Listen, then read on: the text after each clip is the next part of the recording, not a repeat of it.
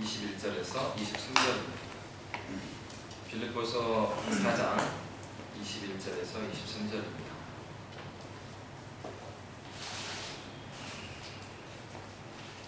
신약성경 323쪽입니다. 빌립보서 4장 21절 23절 한 목소리로 함께 읽도록하겠습니다. 그리스도 예수 안에 있는 성도에게 각각 문안하라. 나와 함께 있는 형제들이 너희에게 문안하고 모든 성도들이 너희에게 문안하되 특히 가이사의 집 사람들 중 몇이니라. 주 예수 그리스도의 은혜가 너희 심령에 있을지어다. 아멘. 함께 기도하겠습니다. 살아계신 하나님 아버지 감사합니다. 우리가 주의 말씀 앞에 섰습니다. 하나님, 코로나19가 확산됨에 따라서 우리가 온라인으로 주께 예배하지만 하나님 어디 있든지 간에 주님 앞에서 진실된 마음으로 예배할 수 있도록 인도하여 주시고 하나님께서 허락하신 그 말씀을 나의 영혼에게 나의 삶에 적용할 수 있는 주님의 공동체 되게 하여 주시옵소서. 감사하며 살아계신 예수님 이름으로 기도합니다. 아멘. 오늘 본문의 말씀은 빌립보서의 마지막 말씀입니다. 아주 짧은 본문인데 특징적인 것은 이 본문에서 문안하라 문안하라 문안하라, 벌써 21절과 22절의 말씀을 보면은 반복해서 문안하라라는 말씀을 3번이나 말씀하고 있습니다. 사도가 말씀을 마치면서 이 빌립보 교회에 주는 편지를 마치면서 주고자 하는 말씀은 서로 문안하라라는 것입니다. 그러면서 오늘 본문에서는 그 문안해야 될 대상이 누구인지가 나와 있습니다. 21절 말씀 우리 함께 읽도록 하겠습니다. 21절 읽겠습니다. 그리스도 예수 안에 있는 성도에게 각각 문안하라. 나와 함께 있는 형제들이 너희에게 문안하고 라고 말하고 있습니다. 오늘 본문에 보면 성도에게 문안하라고 말하고 있습니다. 여러분, 성도는 누구입니까? 성도는 하나님께서 특별한 사명 때문에 불러냄을 받은 사람들입니다. 하나님께서 이 세상과 같지 않고 구별하여서 불러낸 사람들이 이제 성도입니다. 성도 말 자체가 그런 뜻이라는 거죠. 특별한 목적을 가지고 하나님께서 부르셨는데 그러한 특별한 사명이 자신의 사명이 되는 사람, 그 사람이 성도라는 거죠. 그렇기 때문에 이 성도라는 것은 그러면 그 특별한 사명이 자신의 것이 되는 것. 그러니까 특별하게 선교사님이나 목회자뿐만이 아니라 우리 모두가 하나님 앞에서 사명자인데 그런 사명, 하나님 나라를 위해서 살아가고자 하는 간절한 마음, 그것은 어떻게 드러납니까? 자기의 삶의 우선순위를 보면 알 수가 있거든요. 살아갈 때 중요한 선택의 기로에 있을 때 또는 일상에 살면서 그 선택의 그 중심이 어디에 있는가를 보면 그 사람이 그 삶의 기준과 목적이 무엇인지가 나타납니다. 바로 예수님께서는 그렇기 때문에 열매로 그들을 알리라 라고 말씀하셨습니다. 이 성도에게는 이러한 특징이 나타나는 거죠. 그래서 이러한 특징이 나타나는 이유가 무엇입니까? 성도를 말하면 반드시 말해야 되는 것은 그가 인격적으로 그리스도 예수를 만났는가 그렇지 않는가입니다. 왜냐하면 의식적으로 계속해서 주입해서 하나님께서 불러주신 사명대로 산다는 것은 한계가 있기 때문입니다. 여러분, 그렇지 않아요? 이 세상에서 회사에서 주어진 그 업무들은 업무의 스트레스 때문에 내가 계속해서 집중하는 것이지 자기의 일로 생각하게 되는 경우는 많지가 않아요. 물론 입장은 많이 다릅니다. 어떤 집사님이 그런 말씀하셨어요. 본인이 직원으로 있을 때는 딱 자기가 할 일만 하고 이렇게 퇴근을 하고 했는데 사장이 되다 보니까 내가 왜 옛날에 그렇게 일했나 이런 생각이 든다고. 그래서 예전에는 딱 주어진 일만 하는데 사장을 하다 보니까 그 건물에 불 끄는 일들은 그 관리하시는 아저씨들 했잖아요. 이제 사장이다 보니까 돌아다니면서 불 켜져 있으면 다 끄고 다니는 거예요. 실제로 여러분, 그 서울에 노량진에 가면은 학원들이 많이 있는데, 물론 지금은 지형이 많이 바뀌었습니다. 과거에는 이제 노량진에 이 학원들이 집중되어 있는데 그 이야기를 들어보니까 노량진 어느 학원을 관리비에서 그 형광등, 그 전기세 있잖아요. 전기세만 해서 몇 천만 원이 나와요. 계속해서 이제 수업이 돌아가고 24시간 돌아가다 보니까 그러면 이제 그 1시간씩 또 2시간씩 수업을 하고 계속해서 교체가 되잖아요. 그러다 보면 거기에 꾸준히 다니면서 불 끄고 다니시는 분이 있는데 그분이 그 건물 주인이나 어떤 사장님이다. 그러니까 이제 선생님이나 학생들은 뭐 수업 끝나고 다 학교 나가는데 이 매달 관리비를 받는 사장님 입장에서는 이게 다 돈인 거예요. 이게. 그러니까 주인의식이 생겼다. 뭐 그렇게 말씀하시는 시절이 있었습니다. 근데 여러분 바로 그런 거죠. 성도라 하면 왜 예수 그리스도를 인격적으로 만나야 되냐면 그 정말 적극적인 마음을 가지고 예수를 위해서 살아간다는 것은 반복된 교육으로 다 되는 게 아니기 때문에 그렇습니다. 그 마음에 자원하는 마음이 생겨날 수가 없어요. 근본적으로. 그리스도 예수께서 우리의 마음 가운데에 자원하는 심령을 심어주실 때, 그리고 그렇게 예수 그리스도를 인격적으로 만나서 회심한 성도라 하더라도 그가 은혜 생활을 제대로 하지 않으면 그 사명대로 살기라는 쉽지 않습니다. 그러니까 오늘 사도 바울이 말하고 있는 빌립보 교회에 서로 무난하라고 하는 대상은 그리스도 예수를 인격적으로 나의 구주, 나의 하나님으로 모신 그러한 회심한 그리스도인들, 또 회심을 하였으나 뒤로 물러나 있는 그런 자들이 아니라 지금도 삶의 현장에서 부단하게 예수를 위해서 살아가는 그 사람들. 그 또 누가 있겠습니까? 빌립보 교회에 성도 안에 있지만 현재적으로는 아직 그리스도를 만나지 못했으나 부단하게 예수를 만나기 위해서 애쓰는 그 사람들을 향해서 서로 무난하라라고 말했습니다. 그런데 오늘 본문에 보면 이렇게 무난해야 될 대상을 어떻게 말하고 있습니까? 성도라고 말할 뿐만 아니라 그 앞에 그리스도 예수 안에 있는이라고 말하고 있습니다. 그러니까 성도는 어떤 그 회원이 되었기 때문에 다 된 것이 아니라는 것이죠. 그리스도 예수 안에 있는 것이 성도입니다. 그러니까 회심하지 못한 상태에서도 그 예수 안에 있으려고 몸부림치는 사람, 그리고 회심하고 나서도 그 예수 안에서 살려고 몸부림치는 사람입니다.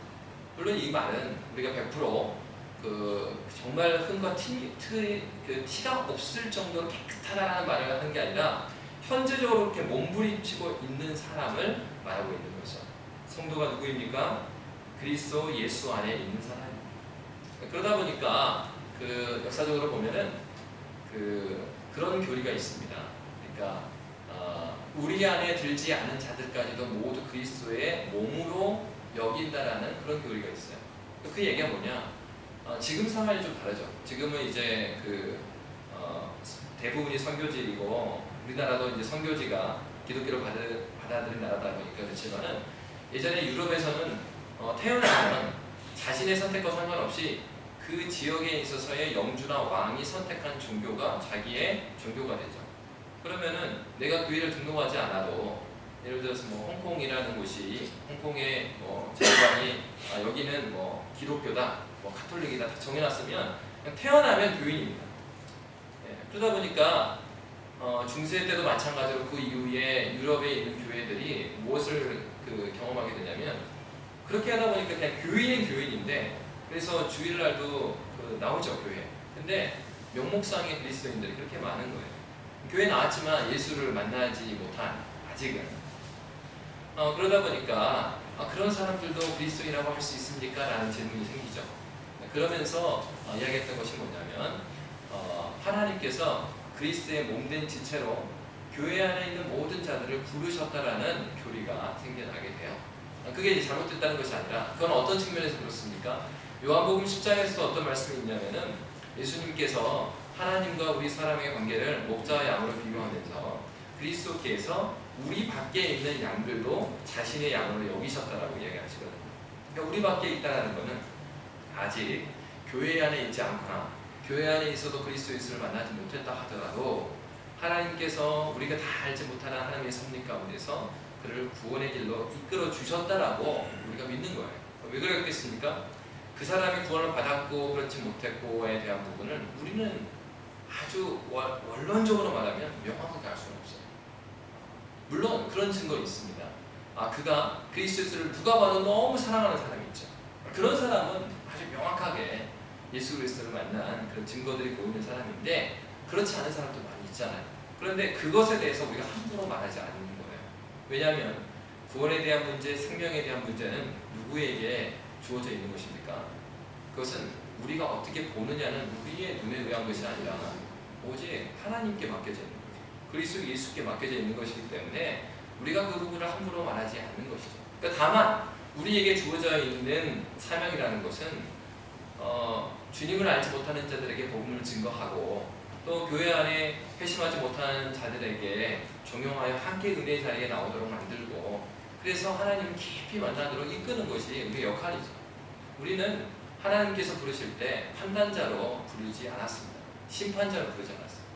그래서 여러분 교회에서 누군가를 권면할 때도요 그냥 권면하는 것이 아니라 교회의 질서를 따라서 했습니다. 왜냐하면 바로 개인적인 감정이나 개인적인 판단으로 어떤 영혼들을 판단하지 않게 하기 위해서입니다. 그래서 우리는 서로에 대해서 무엇을 지적할 때도 질서를 쫓아서 행해야 합니다. 그래서 교회 안에서 목사, 장로, 집사가 괜히 세워져 있는 게 아니고 서리 집사는 다르지만 안수 집사든 그 목사든 장로를 손을 얹어서 삼위 하나님의 이름으로 안수하는 이유는 바로 이런 질서 때문에 그렇습니다.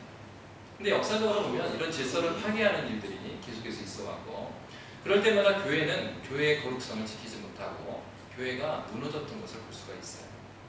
그래서 하나님께서는 이렇게 그리스도 예수 안에 있는 성도들을 하나로 부르셨습니다. 그래서 교회는 이렇게 예수 그리스도를 깊이 예수 그리스도 안에 있는 자들이 교회를 이끌어 나가는 것이 성경에 맞는 교회입니다. 바로 이 빌립보 교회를 향해서 마지막으로 사도 바울이 축복했던 것이 바로 이것이에요.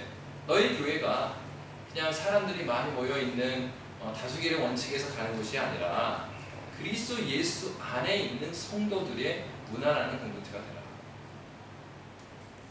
오늘날 한국교회의 문제점이 무엇입니까? 한국교회가 역사가 오래되다 보니까 벌써 선교가 이제 150년 막 이렇게 됐잖아요. 그러다 보니까 그 역사적인 신앙을 가진 사람이 많아요. 아버지가 목사님이고 그 위에 할아버지도 목사님이고 정작 그러니까 자기는 태어나서부터 아예 교인이었거든요. 유아세례 교인이고 또 입교 때 14살 때 입교하는데 그때 특별한 거 일반적으로 교회들이 물어봅니까? 그냥 다 입교시켜주고 그러니까 어느 순간 보니까 자신이 교회의 회원이 됐고 공동회 회원이 됐고 있다 보니까 서리 집사가 되고 있다 보니까 안수 집사가 되고 있다 보니까 장로가 되었는데 정작 예수를 만난 적이 없어요. 그러다 보니까 교회 안에 어떤 일이 일어납니까? 교회 내에서 아주 중요한 결정을 예수 그리스도에 대한 자원하는 마음이 있는 사람들이 결정하는 것이 아니라 심지어는 누구도요? 목사님도 예수를 만나지 않은 목사님이 같이 교회를 이끌어가나요? 여러분 이게 멀리 있는 얘기가 아니라 제가 대학생 때 있을 기숙사를 찾다가 한 교단에서 관리하는 그 기숙사에 머물렀어요. 근데 조건이 뭐였냐면 주일 예배, 기숙사 예배를 참석해야 된다는 거예요. 그러니까 이제 본교회 예배를 제가 드리고 나서 오후에 드렸으니까 오전에는 본교회 가서 예배 드리고 오후에 거기 예배를 드렸는데 그 목사님의 설교가 진짜 중고등학교 도덕 선생님의 그 수업 같았어요. 예수 그리스도의 복음이 안 나옵니다. 그리스도 예수의 십자가 나오지 않아요. 그리고 잘 살아라 이런 말씀. 이분이 유학을 독일에서 하셨는데 독일의 신학이 굉장히 이렇게 진보적이잖아요. 그래서 복음에서 벗어난 곳에서 신학을 하시고 오셔서 설교를 하는데 도덕 설교와 신앙 설교가 거의 맥을 닿지 않는 그것이 한국의 현실입니다. 그렇게 됐을 때 교회에는 굉장히 영적인 어둠이 왔어요. 바로 사도 바울은 빌립보 교회에게 서로 문안을 하되 너희가 그리스도 예수 안에 있음을 문안하라고 말씀하셨습니다. 그러면서 서로 문안해야 될 이유를 말하고 있습니다. 오늘 본문의 말씀에 보면은 그리스도 예수 안에 있는 성도에게 각각 문안하라.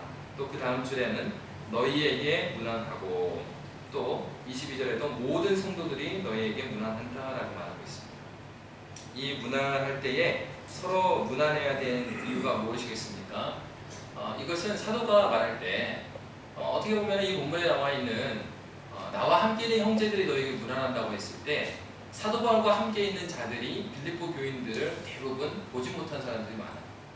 그리고 22절에도 모든 성도들이 너희에게 문안한다라고 말하는데 이 두 교회는 사도 바울이 있는 그 로마 지역에 있는 교회하고 또 빌립보에 있는 지역은 서로 보지 않은 사람 대부분이거든요. 그럼에도 불구하고 그들이 서로에게 문안하라고 말하고 있습니다. 여러분 이렇게 성도가 성도에게 문안할 수 있는 무엇입니까? 그것은 그리스도 예수께서 우리를 하나의 띠로 묶으셨기 때문입니다. 우리가 서로는 얼굴을 보지 못했지만 유일하게 우리를 하나로 묶을 수 있는 것은 예수 하나예요. 여러분, 예수 그리스도가 아니면 굳이 그 선교적인 연합을 왜 하고, 또 여러분 교회마다 뭘 믿고 그 한국에 있는 목사를 청빙하고 뭐 성경 보지도 못했잖아요. 근데 왜 이렇게 같이 교제도 하고 또 선교적으로 함께 사역도 하고 멀리 있는 목사님을 모실 수 있겠습니까? 그것은 우리가 그리스도 예수 안에서 한 성도임을 알기 때문입니다. 여러분, 서로 문안해야 된 이유는 성경에서 이렇게 말하고 있어요. 우리가 무엇을 했기 때문이 아니에요. 그러니까 누군가가 아주 교회에 헌신을 많이 했고 또 무엇은 성과가 있기 때문에 문안하는 게 아닙니다. 성경은 성과주의로 말하고 있지 않아요. 그것은 이 세상의 논리입니다. 이 세상에서 이 사람은 헌금을 많이 했기 때문에 헌신을 많이 했기 때문에 능력이 있기 때문에 문안 받아야 되느냐, 그렇지 않습니다.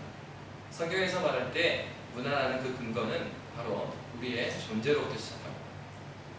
하나님께서 우리를 만들었기 때문에 그래요. 하나님께서 우리를 만들으셨는데 어떻게 만들었습니까? 하나님께서 우리를 하나님의 형상으로 만드셨어요. 형상을 따라서 만드셨어요. 우리 존재 자체가 의미 있는 자들입니다. 그렇기 때문에 여러분, 우리가 불신자에게 대해서도 공손하게 대하고 그런 거는 그들이 전도의 대상이기 때문이 아니에요. 그들이 수단이 되기 때문에 우리가 그들을 공손하게 하고 잘 섬기고 해야 되는 게 아니라, 기본적으로 그 죄로 인하여서 하나님의 형상이 많이 가려져 있음에도 불구하고 여전히 하나님의 형상을 가지고 있는 존재들이기 때문에 우리는 그들을 존중하는 거예요. 여러분, 동물과 사람을 구분해서 도덕과 윤리를 말할 수 있는 이유가 무엇입니까? 그것은 다른 데서 출발하는 게 아니라 하나님께서 어떻게 우리를 만드셨는가에서 출발하는 거죠. 우리는 하나님의 형상으로 지음받았기 때문에 우리는 서로에 대해서 공손해야 하고 그리고 그들을 섬겨나가야 합니다. 그리고 누군가를 상처를 줄 때 우리는 기억해야 되는 것이 무엇이냐면, 저 사람이 나 때문에 상처를 받았구나, 왜 이게 아니라 나로 인해서 하나님께서 저 영혼에게 그 형성하려고 하셨던 그 하나님 나라의 그 공간을 내 안에 어떠함으로 인해서 깨뜨려버리고 있구나를 기억해야 되는 거예요. 그러니까 내가 한 영혼의 마음을 상처 주고 넘어뜨리게 하는 것이 하나님 나라를 지금 공격하고 있다는 것을 기억해야 합니다.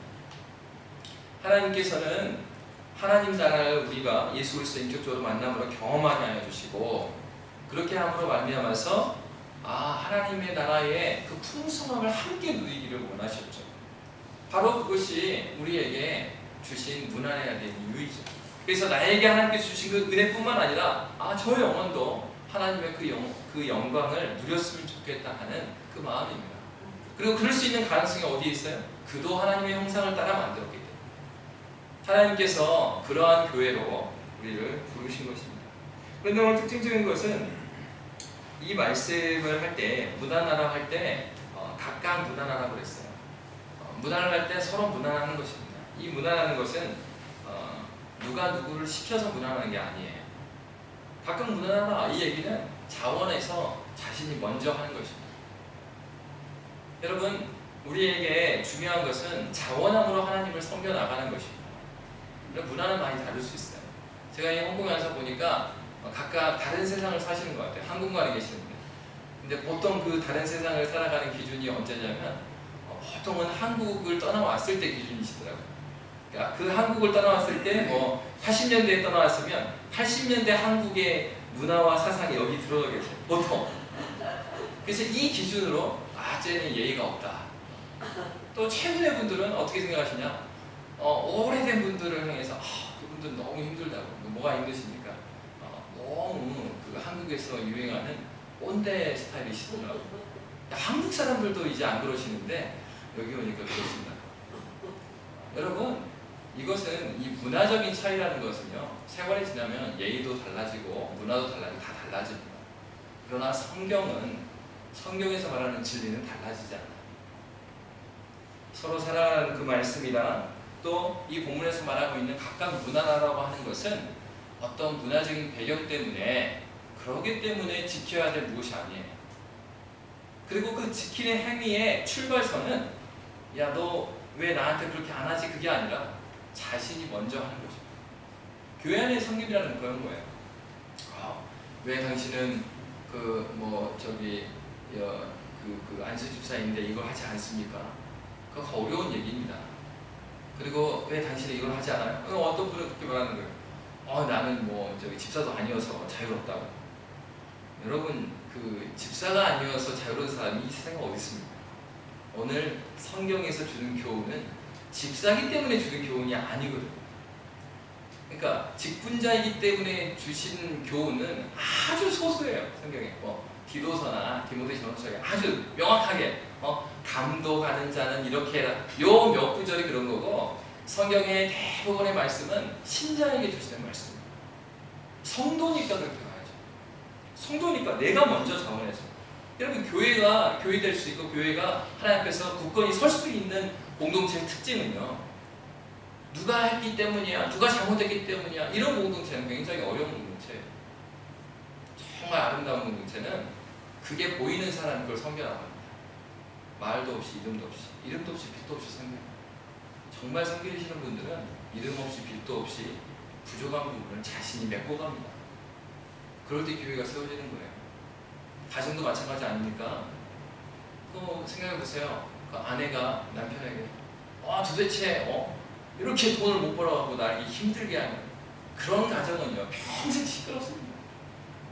그런데 남편도 그래요. 어떻게 나를 만나서 이렇게 고생이냐. 그러면서 아내를 사랑해주고 이해해주고, 아내도 아니라고, 부족하지만 하나님께 채워주니까 걱정하지 마라. 서로가 세워질 때 공동체가 세워지는 거 아니에요? 가정이 세워지는 거 아니에요? 그러니까 아이들도 그렇지 않아요? 아이들도 엄마 아빠야 왜 이렇게 맨날 이렇게 하냐고. 그럼 아이들 혼내면서 가르쳐야죠. 가정이 누군가의 정말 말하지 않는 희생으로 세워지듯이 교회는 나에게 그게 보이면 하나님께서, 우리는 그렇게 생각해야 돼요. 나에게 부족한 부분이 보인다 했을 때는 하나님이 나한테 섬기라고 보이게 하신 거지, 가서 누구한테 너 왜 이렇게 안 해? 너 이렇게 집 사면서 장하면서 건설 이렇게 하라고 준 것이 아니에요. 교회는, 하나님께 세우신 교회는 지금까지 그렇게 세워진 역사가 없어요. 하나님께 세우신 교회는 자원하에서 먼저 무난하는 거예요. 여기서 무난한다는 것은 단순히 인사한다는 의미에서 그치는 게 아니죠. 돌아본다는 얘기예요. 누가 부족한지, 어려움은 없는지, 내 상식에 저 영혼이 이러이랬으면 좋겠는데 부족하다면 그 배경은 무엇인지를 생각해주고 그 사람 입장에서 생각하는 거죠. 그렇지 않으면 공동체는 깨어지게 돼 있어요. 오늘 본문에서 서로 돌아보라, 각각 돌아보라는 얘기는 바로 그 말씀입니다. 그러면서 사도는 어떻게 무난하고 있습니까? 각각 무난하라고 말씀하면서 이 각각이 의미하는 것은 사랑과 관심을 의미하고 있습니다. 대학생 때 일입니다. 대학생 때 대학생 선교회에서 같이 훈련을 받고 섬기면서 전도도 하고 기도도 하고, 여러분 사실 대학생 선교회에서 이렇게 선교단체에서 대학생 때 활동하다 보면요, 교회에서 지내는 분들보다 훨씬 많은 시간을 보내요. 교회에서는 금요일이나 주말에만 잠깐 보지만 대학생들은 학교에서 일주일 내내 본단 말이에요. 매일 기도 모임하고 매일 같이 전도하고 기도하고 또 교육 훈련하고. 그런데 몇 년 동안 그렇게 알고 지내던 후배가 있었어요. 근데 후배 아버님이 젊으신 나이에 돌아가시고, 그래서 우리 이제 학교에 있던 우리 지체들이 다 같이 이제 장례식장 가서 이렇게 문상하고, 그 장례식장에 주방 식당 있잖아요. 식당에서 같이 섬겼어요. 근데 그러면서 우리 후배들이랑 또 선배들이랑 같이 했던 얘기가 뭐냐면, 우리가 서로를 잘 알고 있는 줄 알았는데 너무 몰랐다라는 거예요. 그러니까 이 순장이 아버지가 돌아가시기 전까지 가정에 어떤 어려움이 있는지, 이 친구의 경제적인 어떤 어려움이 있는지 전혀 몰랐어요. 그러니까 우리가 바빴던 건 뭐냐면, 거기 이제 열심히 전도하고 그리고 열심히 모임하고 이거에 바빠갖고 이 지체들의 어려움이 뭔지, 이 아이의 내면의 정말 깊은 고민이 뭔지 그걸 전혀 몰랐어요.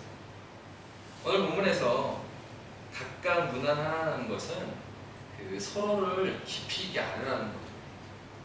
서로를 깊이 알지 못하면 서로에게 깊이 알지 못하는 상태에서 주어지는 권면이나 인사는 때로는 그 인사가 상처가 될 수 있고요.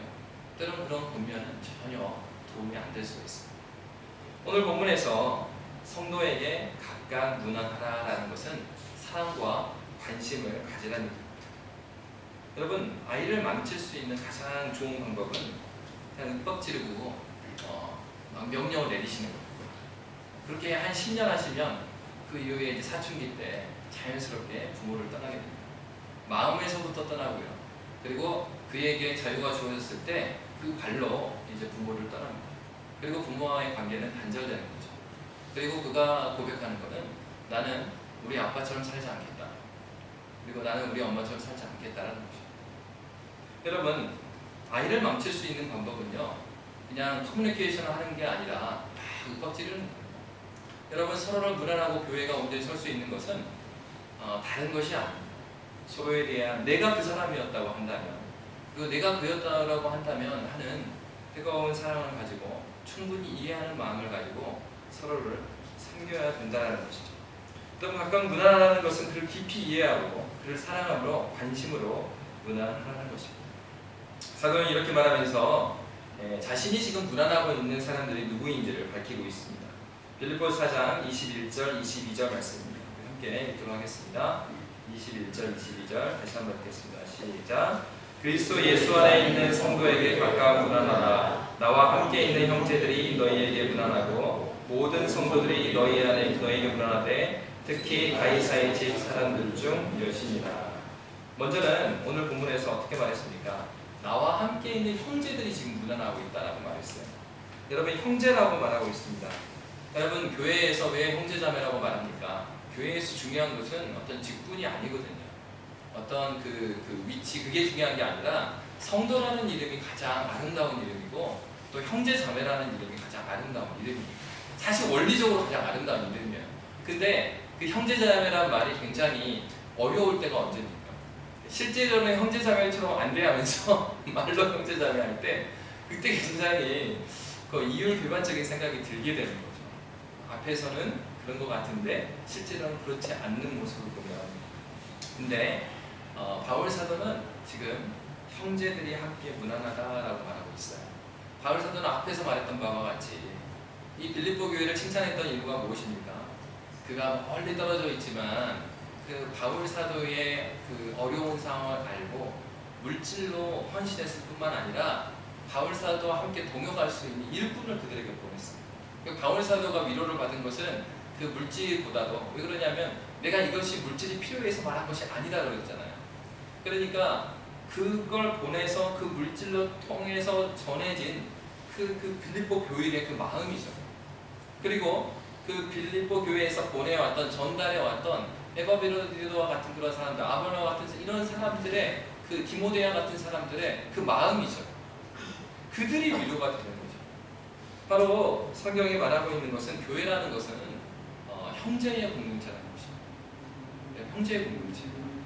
그래서 지체를 바라볼 때에 정말로 나의 가족처럼 기억하면서, 가족이라고 했을 때 이게 혈육적인 그런 것이 아니라 그리스도 예수로 말미암아서 우리가 한 형제가 됐으니까 예수의 은혜로 서로를 품어주는 것입니다.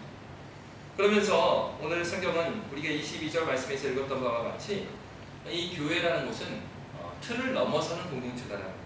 앞에서 말씀드린 바와 같이 22절의 말씀에 오면은 모든 성도들이 너희에게 문안하다라고 했거든요.